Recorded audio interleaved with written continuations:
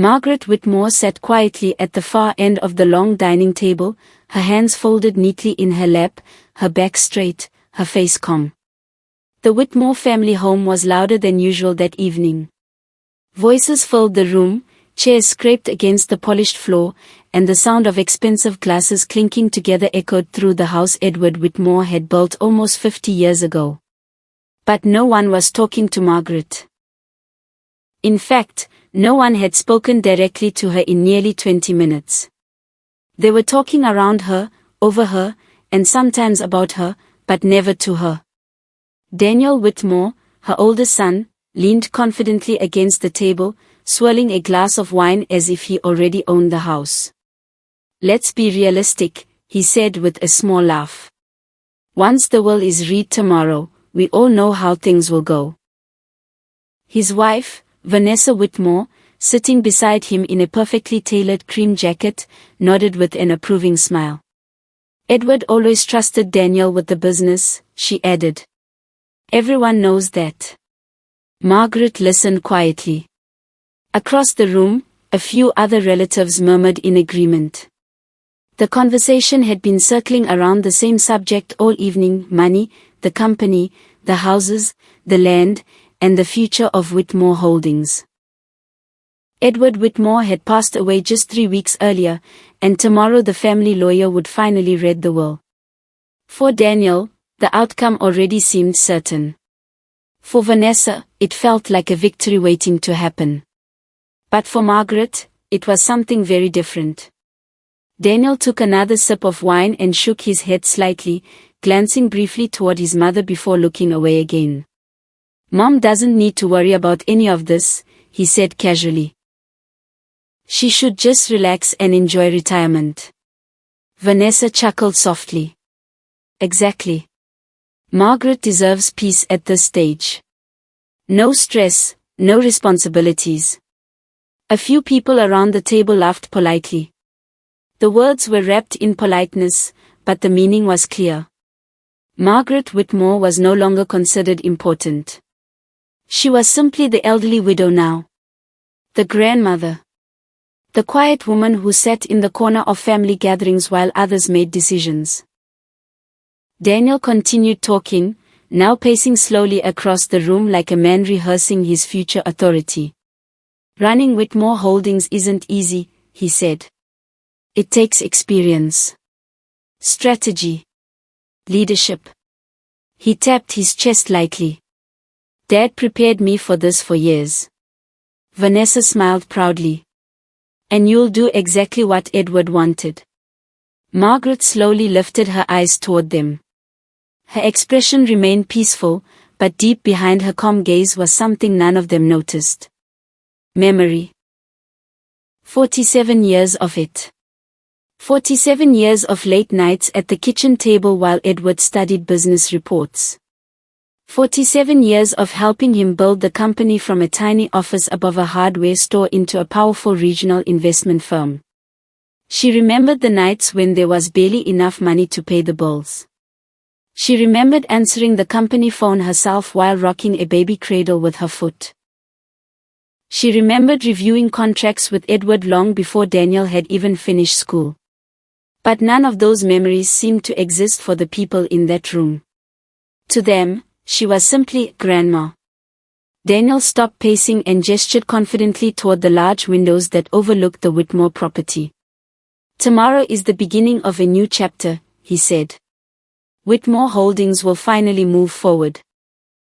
Vanessa leaned closer to him and lowered her voice slightly, though not enough for Margaret to miss the words. "And hopefully without unnecessary interference." Daniel chuckled. "Mom wouldn't interfere. She's just the grandma." The sentence floated through the room like a quiet verdict. A few relatives smirked. One of them shrugged as if the statement made perfect sense. But across the table, one person did react. Emily Whitmore, Daniel's daughter, looked up quickly from her seat. She glanced at her grandmother, her eyebrows tightening slightly with discomfort. "Dad," Emily said softly, "Grandma helped build this family." Daniel waved his hand dismissively. Sweetheart, that was a long time ago.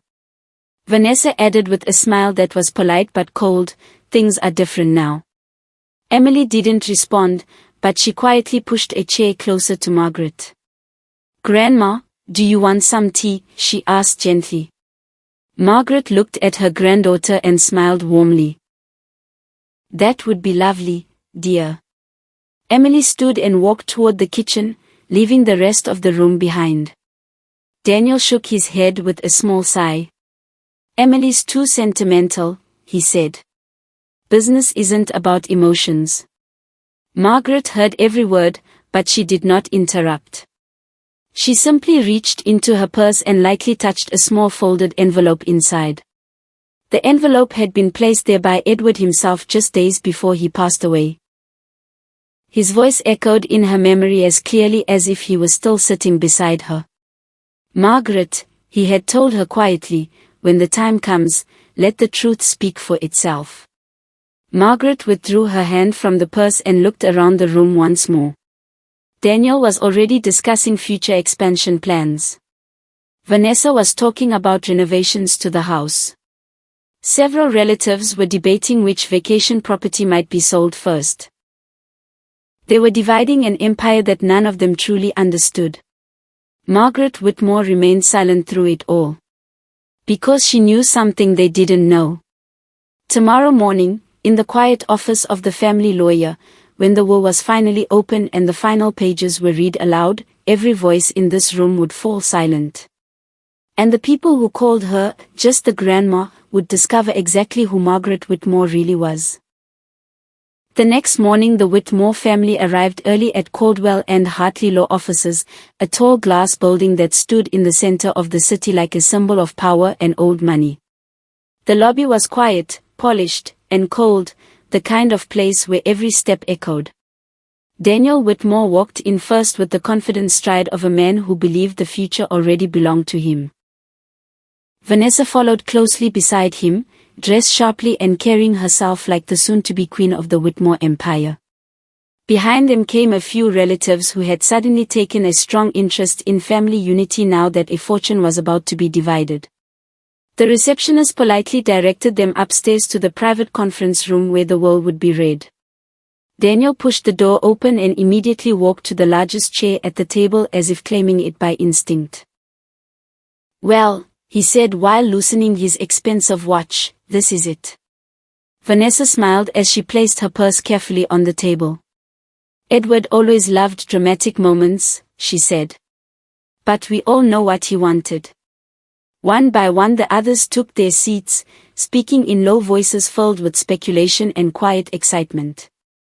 The room smelled faintly of polished wood and leather, the kind of place designed for serious decisions and large amounts of money. 10 minutes later the door opened again and Margaret Whitmore walked in slowly. She wore a simple dark coat and carried a small purse. No diamonds, no dramatic entrance, no need to impress anyone. For a brief second the room went silent as a few people looked up. Then the murmuring resumed as if she was simply another piece of furniture entering the room. Daniel barely glanced in her direction. Vanessa gave a polite smile that did not reach her eyes. The only person who stood up immediately was Emily Whitmore. Emily crossed the room and gently pulled out a chair beside her.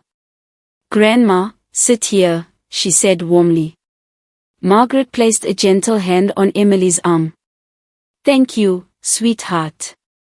Emily leaned closer and whispered, "Are you okay?" Margaret nodded calmly. "I've never been better." Daniel noticed the small moment and rolled his eyes slightly. "Let's try not to turn this into a family drama," he said loudly enough for everyone to hear. "We are here for business." Vanessa nodded. "Exactly. We should respect Edward's wishes and move forward." Margaret listened quietly.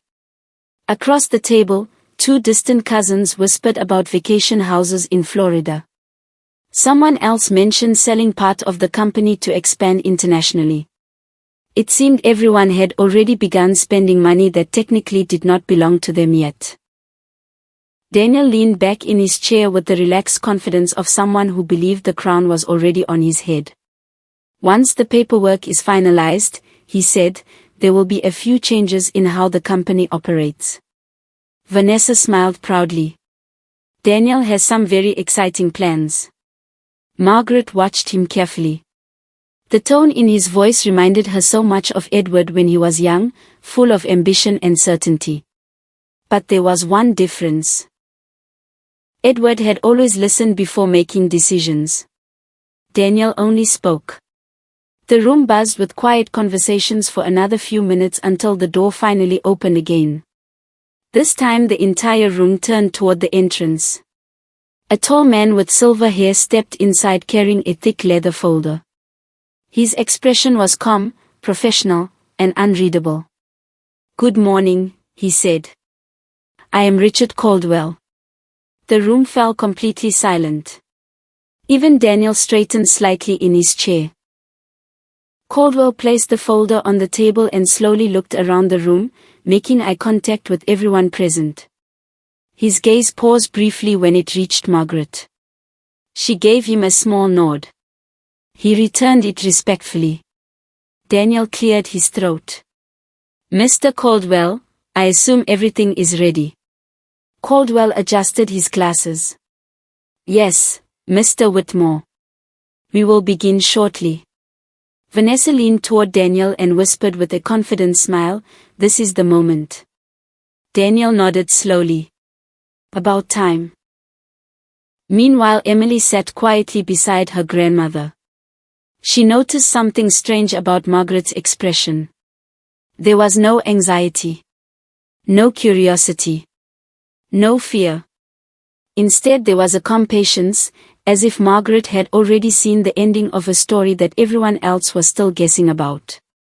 Emily leaned closer again. "Grandma," she whispered, "you seem very peaceful."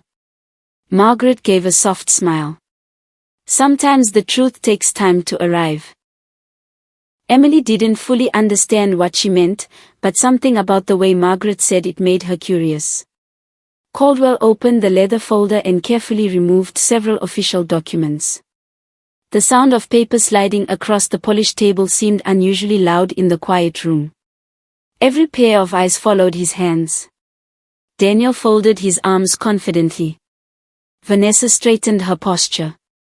A cousin quietly turned on the voice recorder on their phone. Caldwell cleared his throat and spoke slowly and clearly. "Today we are here to read the final will and testament of Edward Whitmore." The sentence alone sent a ripple of tension through the room. Daniel leaned forward slightly. Vanessa squeezed his hand. Margaret remained still. Caldwell continued. "This document represents Mr. Whitmore's final instructions regarding the distribution of his estate, assets, and controlling interests." Daniel smiled faintly. Across the table one of the cousins whispered, "This is huge." Caldwell lifted the first page. "Before we begin," he said calmly, "I want to remind everyone that Mr. Whitmore was very deliberate with his decisions." The room grew even quieter. Daniel's confidence remained unshaken. In his mind, this was simply a formality before his new life officially began. Margaret folded her hands gently in her lap and looked toward the window where the morning sunlight was beginning to brighten the room. In just a few moments the words inside that folder would change the future of everyone sitting at that table. And if you're watching this story right now, take a moment to think about something important. Sometimes the quietest person in the room is the one holding the greatest power. If stories like this keep you guessing until the very last moment, make sure you subscribe and stay with us, because what happens next in this room will shock everyone who thought they already knew the ending. Richard Caldwell adjusted his glasses and slowly lifted the first page of the document while everyone in the room leaned forward as if the paper itself contained the future. The air in the conference room felt heavier now. Even the quiet hum of the city outside seemed to disappear. Daniel Whitmore rested his elbows on the polished table, his fingers folded together with the confidence of a man who believed he was moments away from taking control of an empire. Vanessa Whitmore sat beside him with the same calm certainty, already imagining the changes she would make once the power of Whitmore Holdings belonged to them.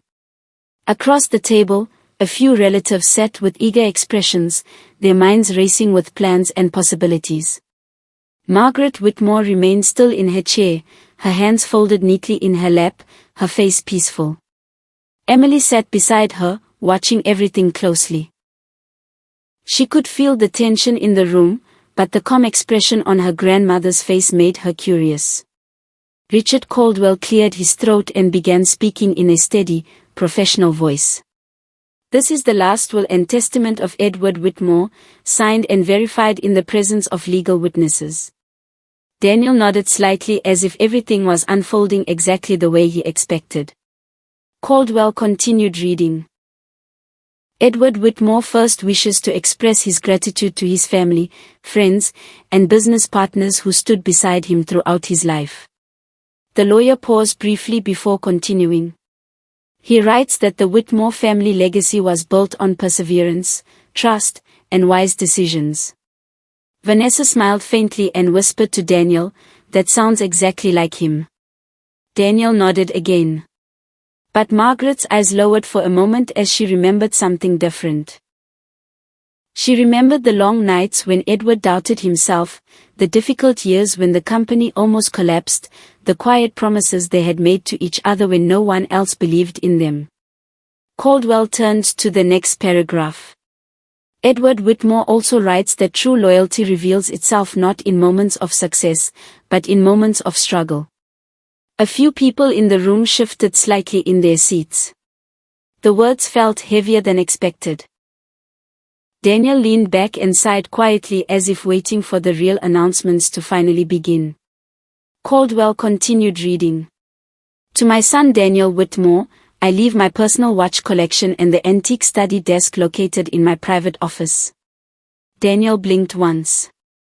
The sentence was shorter than he expected. Vanessa frowned slightly.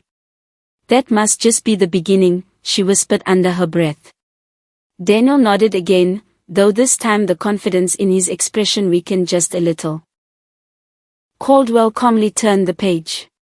To my granddaughter Emily Whitmore, who reminded me often that kindness is a strength and not a weakness, I leave my private library and all personal journals written throughout my lifetime.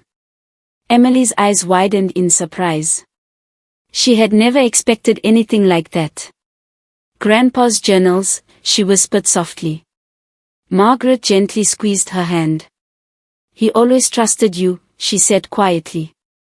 Across the table Daniel shifted in his chair again.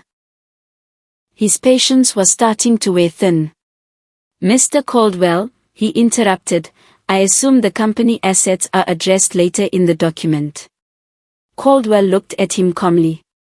Yes, Mr. Whitmore. Please allow me to continue.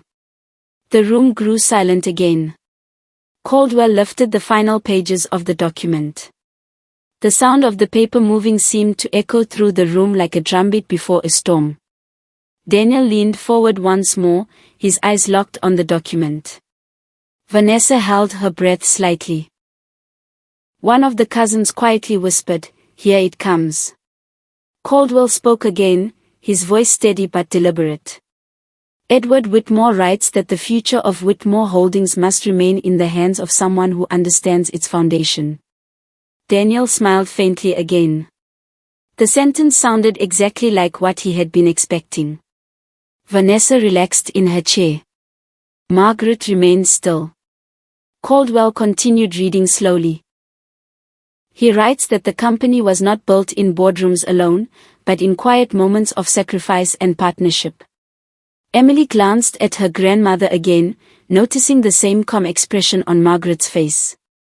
Daniel tapped his fingers impatiently against the table. Just read it, he said. Caldwell nodded and lowered his eyes to the final paragraph. The room felt so quiet now that every person present could hear their own heartbeat. And finally, Caldwell said, Edward Whitmore writes these words. He paused briefly, as if respecting the weight of the sentence he was about to read. Then he continued. To the person who stood beside me for 47 years, who shared every risk, every failure, and every victory, I leave the greatest responsibility of all. Daniel's smile returned immediately. Vanessa leaned closer in anticipation. Caldwell slowly lifted his eyes from the page and looked toward Margaret Whitmore. The entire room followed his gaze. Daniel frowned slightly, confused for the first time that morning.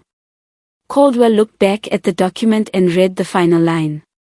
To my wife, Margaret Whitmore, the sentence hung in the air like a suspended moment before lightning strikes. Every person in the room suddenly realized something important. The will was not unfolding the way they had expected. And whatever came next was about to change everything. The room froze the moment Richard Caldwell said the words, to my wife, Margaret Whitmore. For a few seconds, no one moved, no one spoke, and even the air in the conference room seemed to stop. Daniel Whitmore frowned slightly as if he had misheard something. Vanessa slowly turned her head toward Margaret, her confident smile fading into confusion. Emily looked at her grandmother with wide eyes, sensing that something important was about to happen. Margaret Whitmore remained calm, her posture steady, her hands still folded gently in her lap. She did not look surprised. In fact, she looked as though she had been waiting for this exact moment.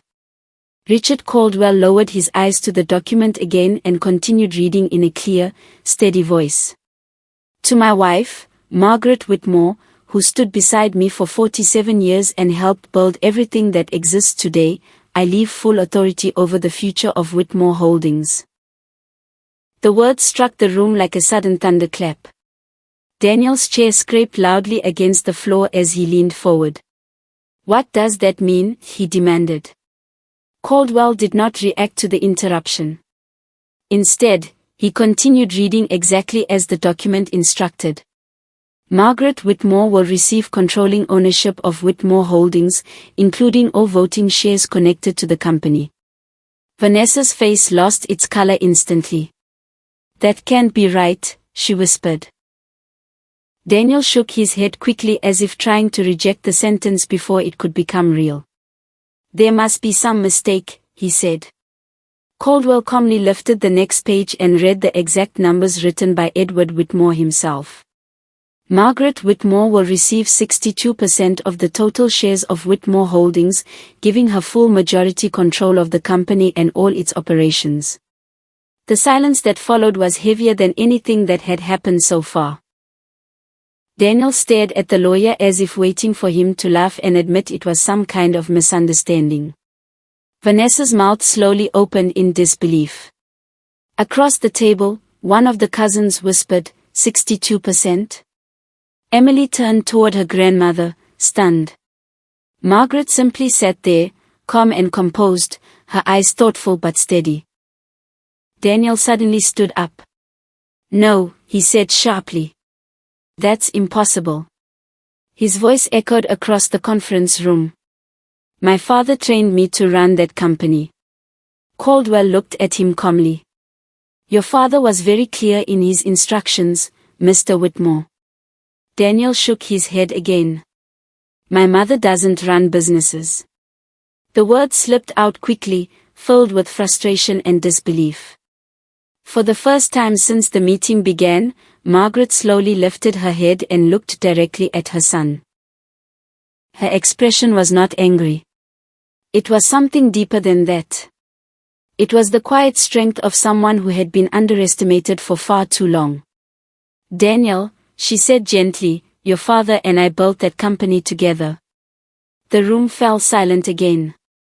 Daniel stared at her, clearly struggling to accept what he was hearing. Vanessa crossed her arms, still trying to process the announcement. Even if that's true, she said carefully, Margaret never managed the company. Margaret's eyes moved calmly across the table before returning to Vanessa. I managed more than you realize. Caldwell cleared his throat and continued reading. Edward Whitmore writes that the company exists today because Margaret Whitmore helped guide every major decision during its early years. A few people in the room exchanged surprised glances. Daniel looked confused. Caldwell continued. Edward Whitmore further states that Margaret Whitmore understands the foundation of the business better than anyone else in the family. Daniel ran his hand through his hair in frustration. This doesn't make sense, he muttered. Margaret slowly stood up from her chair. The movement was quiet but powerful. For years she had been the silent figure at family gatherings, the grandmother who listened while others talked. Now every eye in the room was focused on her. Your father believed in preparation, Margaret said calmly. He believed leadership should belong to the person who understands the heart of the company. Daniel looked at her as if seeing her clearly for the first time. Vanessa said nothing. Caldwell turned the page again. There is one final instruction written by Edward Whitmore, he said. The room tensed once more. Daniel slowly sat down again, though the confidence he had earlier was completely gone. Caldwell continued reading. Edward Whitmore writes that the success of Whitmore Holdings depends on humility, wisdom, and the ability to listen. Margaret glanced briefly toward Emily, who was watching her with admiration. Caldwell read the final sentence. He writes that anyone who wishes to remain part of Whitmore Holdings must respect the leadership of Margaret Whitmore. The weight of those words settled across the room like a final verdict. Daniel said nothing. Vanessa looked down at the table. For years they had believed Margaret was simply the quiet grandmother in the corner. But now the truth stood clearly in front of them. The woman they had ignored was now the most powerful person in the entire Whitmore empire. And the story was not finished yet. Because Margaret Whitmore had not spoken her final decision. Margaret Whitmore stood quietly beside the conference table while the silence in the room grew heavier than anyone expected. Only a few minutes earlier Daniel Whitmore had walked into the office believing he was about to inherit an empire.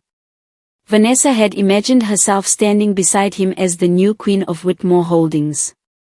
Several relatives had already begun whispering about vacation homes, luxury cars, and new investments. But now everything had changed. The woman they had ignored for years was standing at the center of the room holding the future of the entire Whitmore empire in her hands. Daniel slowly leaned back in his chair, still trying to understand what had just happened. His voice was no longer confident when he spoke. So, that's it, he asked quietly. Mom controls everything now? Richard Caldwell calmly closed the folder containing the will. Yes, he replied. Margaret Whitmore now holds majority ownership of Whitmore Holdings and has full authority over all decisions related to the company. Vanessa's arms were still crossed tightly. Her earlier confidence had disappeared. She looked toward Margaret, trying to study her face as if searching for weakness.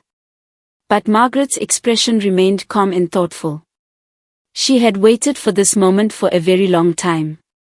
Daniel finally stood up again, but this time his posture was different. The arrogance that filled the room earlier had faded. Mom, he said, choosing his words carefully, I didn't realize. Dad never explained this. Margaret looked at him with steady eyes.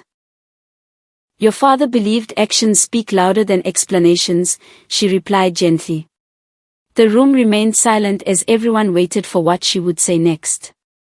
Daniel took a slow breath. Well, he continued, forcing a small smile, we should talk about the future of the company. Vanessa quickly added, yes, of course. We are all family here. Margaret watched them for a moment. For years she had listened quietly while others made plans around her. She had watched people assume that age meant weakness and kindness meant ignorance.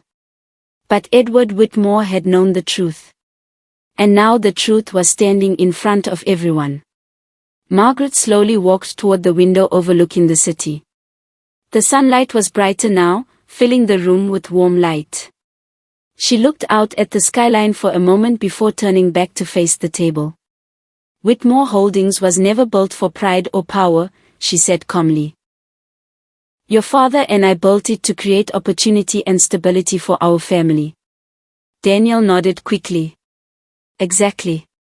Margaret continued speaking, her voice steady and clear. But opportunity only works when people respect the foundation it stands on. Vanessa lowered her eyes slightly. Emily watched her grandmother with growing admiration. Margaret then looked directly at Daniel. For years you believed leadership was something you deserved automatically, she said. Daniel looked uncomfortable but did not argue. Leadership, Margaret continued, is something you earn. The words hung in the room like a quiet lesson. Then Margaret walked back to the table and placed her hands gently on the polished surface. Whitmore Holdings will continue, she said. But some things will change. Everyone leaned forward slightly, waiting. Margaret looked toward Emily and smiled warmly. Your grandfather believed kindness and intelligence were powerful together, she said. Emily blinked in surprise. Caldwell opened the folder again and handed Margaret a document. She placed it on the table. As majority owner, Margaret said calmly, I am appointing Emily Whitmore to begin working directly with the leadership team at Whitmore Holdings. Emily's eyes widened. Grandma. I don't know what to say. Margaret smiled gently. Say yes, and learn everything. Emily nodded slowly, clearly overwhelmed but grateful. Daniel shifted slightly in his chair. And me, he asked. Margaret looked at him thoughtfully. You are still part of this family, she said. And you are still part of the company. Daniel relaxed slightly. But Margaret's next sentence changed the meaning of everything. But you will start by learning something very important. Daniel frowned. What? Margaret's voice remained calm. Respect. The room fell quiet again. For the first time Daniel truly understood the message his father had left behind. Leadership was not about titles or expectations. It was about character. Margaret then looked around the room at everyone present. Whitmore Holdings will grow, she said. But it will grow with wisdom, patience, and unity. No one argued. No one questioned her authority anymore. Because now they finally understood who Margaret Whitmore truly was. She was never just the grandmother sitting quietly in the corner. She was the woman who helped build an empire. And now she was the one guiding its future. Margaret smiled softly as she gathered her purse and prepared to leave the room. As she walked toward the door, Emily followed beside her with excitement and pride. Daniel remained at the table, thinking deeply about everything that had just happened. Sometimes the quietest person in the room is the one holding the greatest power. And sometimes the greatest lessons come when pride finally gives way to understanding. If this story surprised you, imagine being in that room when the truth was finally revealed. And before you go, share something with me in the comments. Tell me where you are watching this story from in the world. It's always amazing to see how stories like this connect people from different countries and different lives. And remember one thing that Margaret Whitmore proved that day. Never underestimate the person everyone else overlooks. Because one day, they might be the one holding the future in their hands.